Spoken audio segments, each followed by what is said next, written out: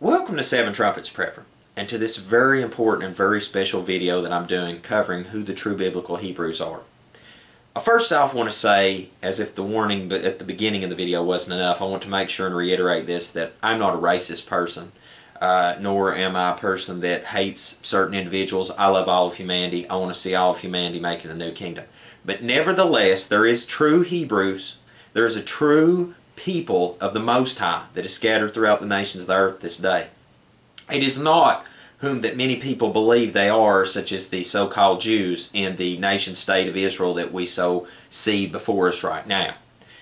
I would interject that the true biblical Hebrews are the so-called African-American people that are scattered abroad throughout the world.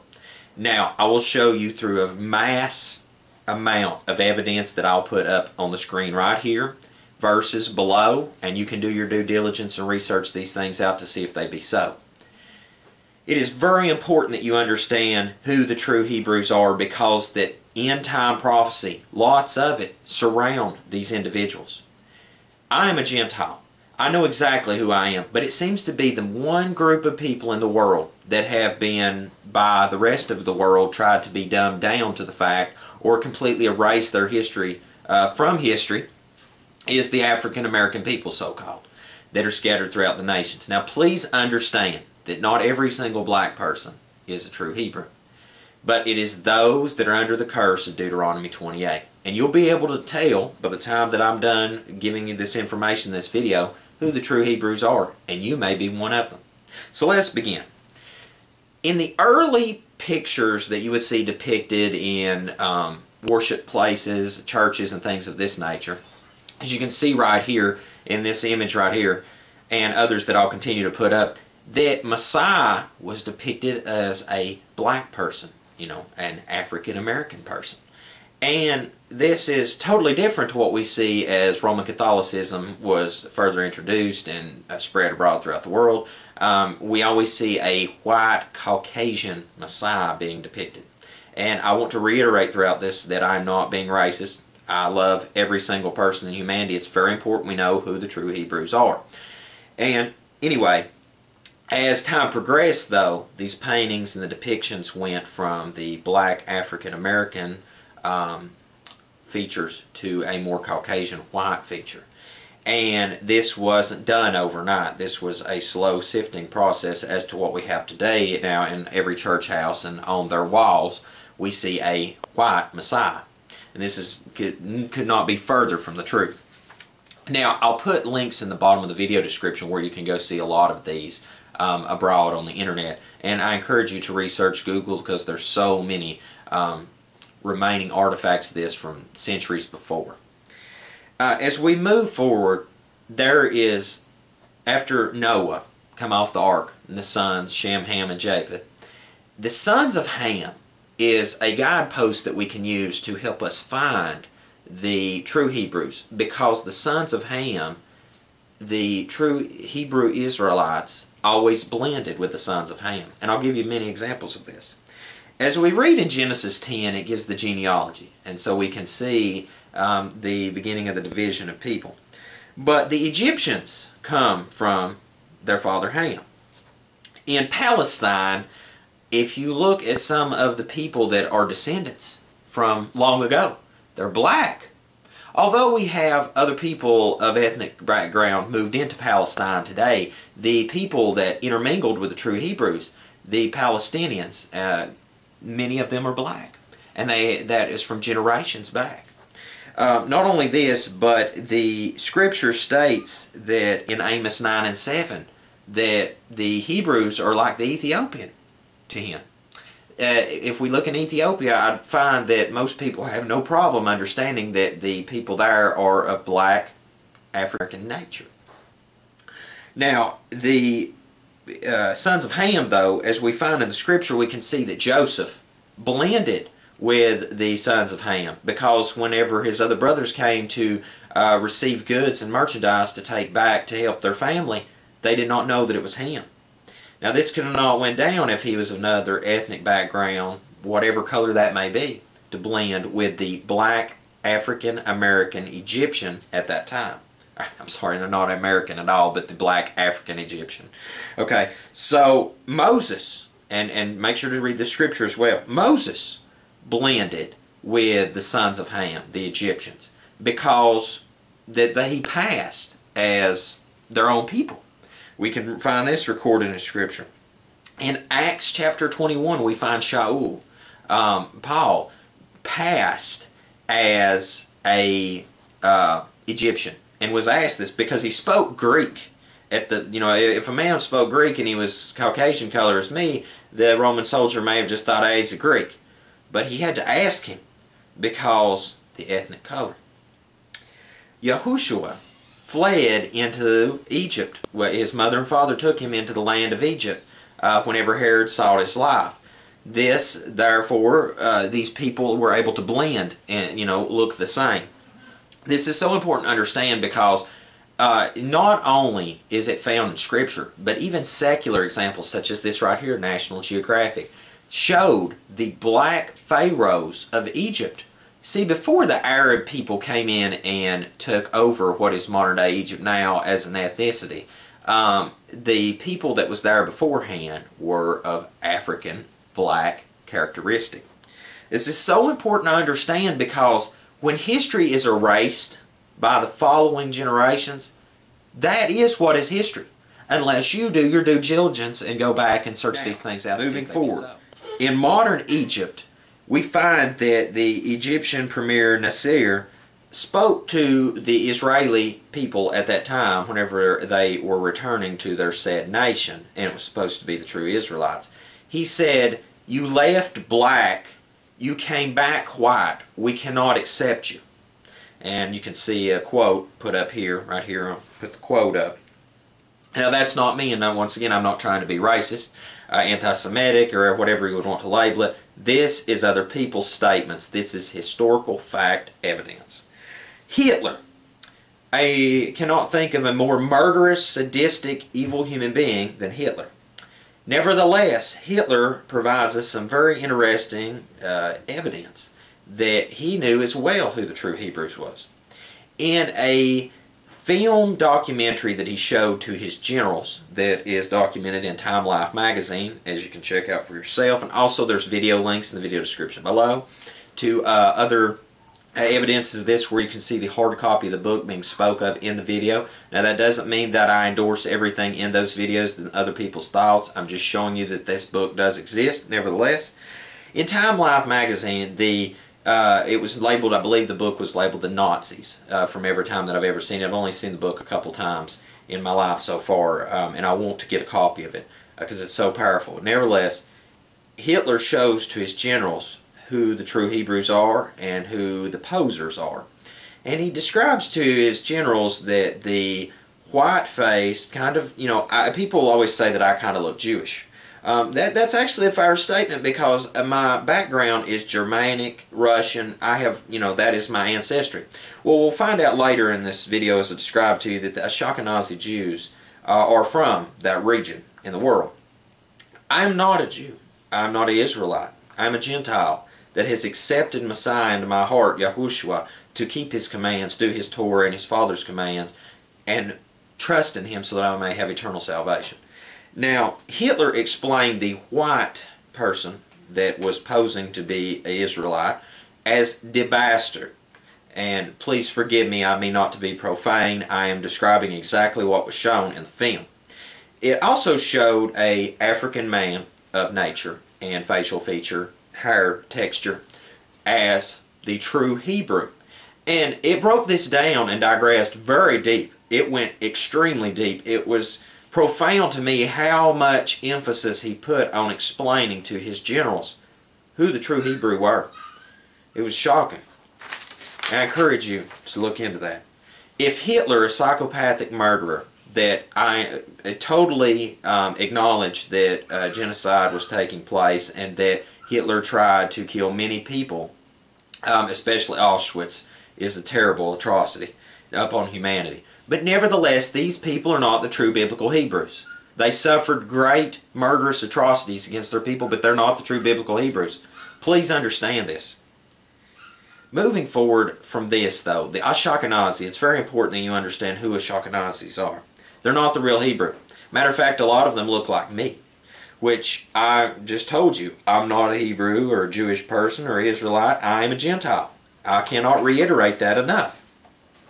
In the 11th century, these people began to really take on the characteristics, try to personify themselves as if they were the true Hebrew, which it cannot be further from the truth. They speak something that's more along the lines of Yiddish. Whenever I first began working in ministry, I wanted to learn to make sure I knew how to read, write, and understand and speak Hebrew so that I done exactly what the Master commanded, Hebrew and Gentile, in his commands. As a person that speaks English, I found that it was very imperative very quickly that I get back to the foundation and find out exactly what the Scripture said. As I went to a foreign language academy, one of the first things that got brought up to me was that I spoke, kind of sounded Yiddish. I inquired as to what Yiddish was. I found out that it's kind of a Germanic language tone mixed with Hebrew. With my Germanic background and my own family's lineage, it made perfect sense to me, and I understood all of a sudden exactly what they were trying to say. In going to Hebrew school, this brought up an important point to me at that point, though, is why would that be the case? Because the Hebrew people should always have been the Hebrew people. Their tongue should not be something intermingled with other people. As we move forward in Genesis 10 verse 3, we find Ashkenaz. And that's actually, the people are actually explained in the Scripture, where they're from, who they are. So they're not Hebrews. And the Scripture itself attests to this. So these people are posers. At this point, whether a person wants to accept and acknowledge that or not, the written word is the written word. Neither you nor I can do anything to change that. Well, unless you're like the beast power in Rome and want to change times and laws, I guess you could probably attempt to change Scripture as well, but I'm not Babylon. I'm a servant of the true Most High, and I want to do exactly what His Word says. The true Hebrews will be regathered when Messiah returns. These people will be gathered out of all the nations abroad that they've been scattered amongst. The nation-state of Israel right now, many people refer to it as the terrorist nation-state of Israel. I refer to it as the poser state of Israel, because the people that are there, most of them do not even acknowledge Messiah, nor do they even keep the Jewish faith. They're actually nothing more than people in a land that's not their own. That's just a factual statement. Now, what I want to do now is I want to go to Deuteronomy 28. Because Deuteronomy 28, out of all the peoples and nations of the world, tongues, ethnics, and backgrounds, they define out one population of people that are more unique than any population of people up on the planet of Earth. They're the only people that meet these characteristics, and therefore can be the only people that are the true Hebrews. So let us begin. And I will prove to you that it is the people that is defined as the African American that have been scattered abroad throughout the nations of the world because of the sins and transgression of breaking Master Yahweh's commands and their ancestors doing it. Leprosy is something that most people don't understand. If I got leprosy, you would never really know it. Why? Because it makes you white. Black people, it's very profound because you're black and then you become white. This is something that you can't hide, okay? Nevertheless, that's why the leprosy in the day and time of the ancient biblical Hebrews, it was so profound, because it does nothing for me. For you, it's life-changing and devastating, nevertheless.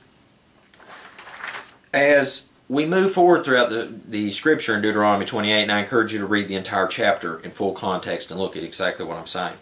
Slavery is nothing new to the African American people. You will find that if you're an African American, many of your ancestors were exactly that, slaves.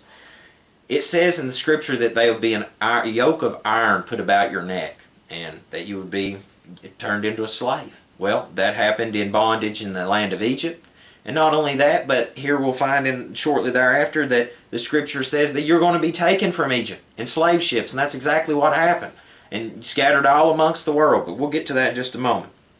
Scripture says that you would take a wife and another would lie with it. How many women were raped during slavery and taken from their husbands and sold to someone else as a master and taken abroad?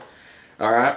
Thou shalt build a house, but you won't dwell in it. How many built the nation of the United States of America today, but you have no part with it, you know? You would plant vineyards, but you wouldn't eat the fruit thereof, harvest it. There you go, you know, you worked and toiled in the fields, your ancestors worked and toiled in the fields, but you had no part of it. The sons and daughters taken away, you know, you'd long for them all the day long, your eyes would fail for longing after them, and they're not to return. The slavery, the children would be born, they'd be to a certain age, and they'd be sold, okay?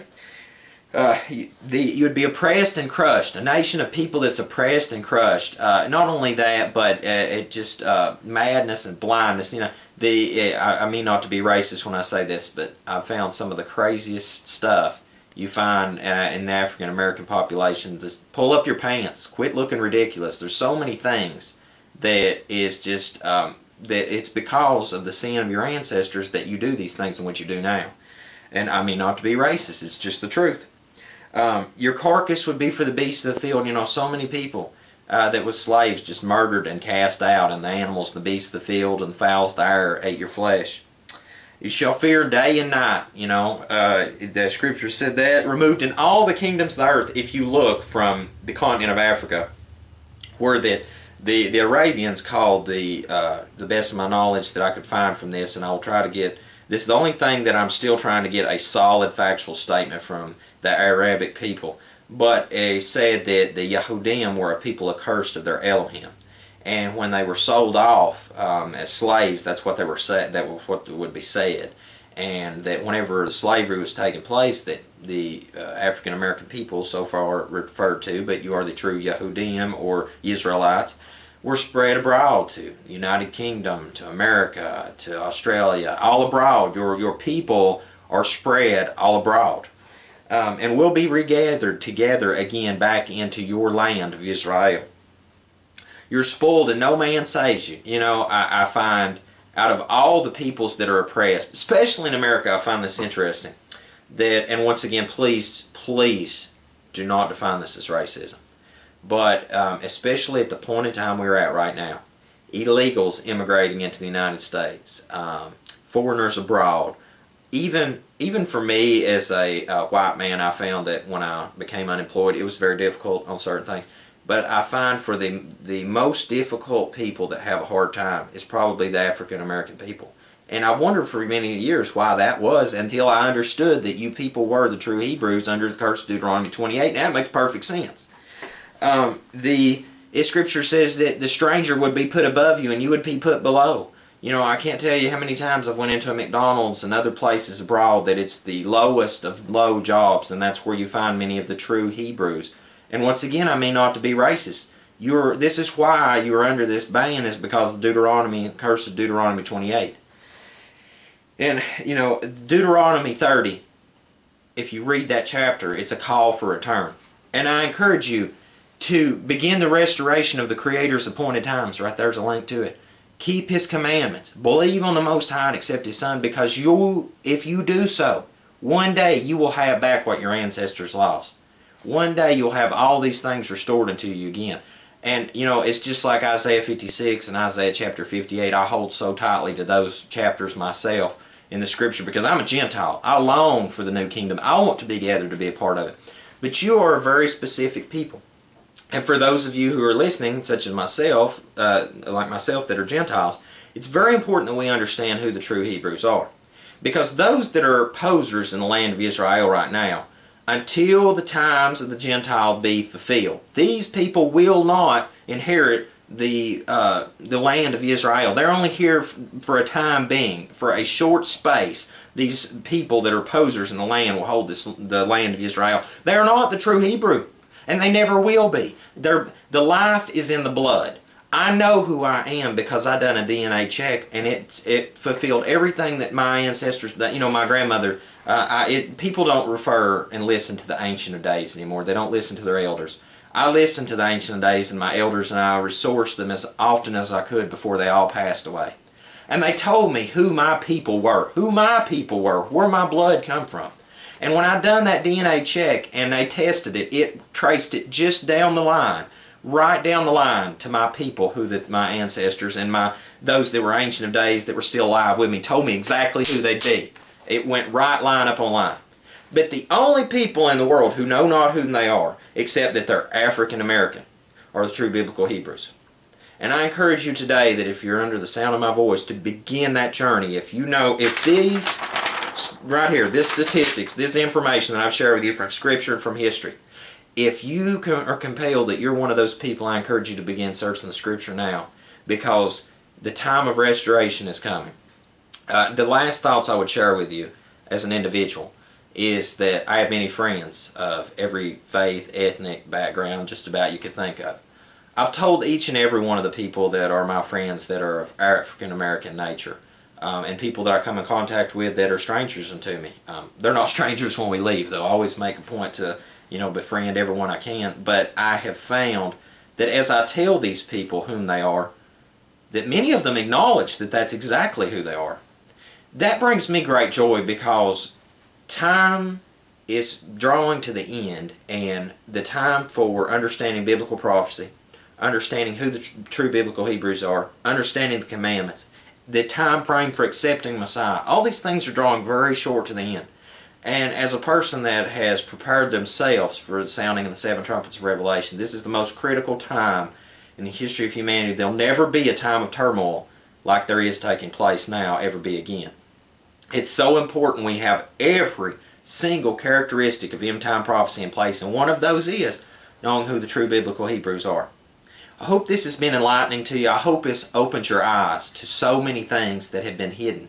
I promised I would do this video, and I hope for those who have requested it that it's a blessing to you. So until we see you again here at 7 Trumpets Prepper Channel, I hope you have a most blessed day in Yahushua's name.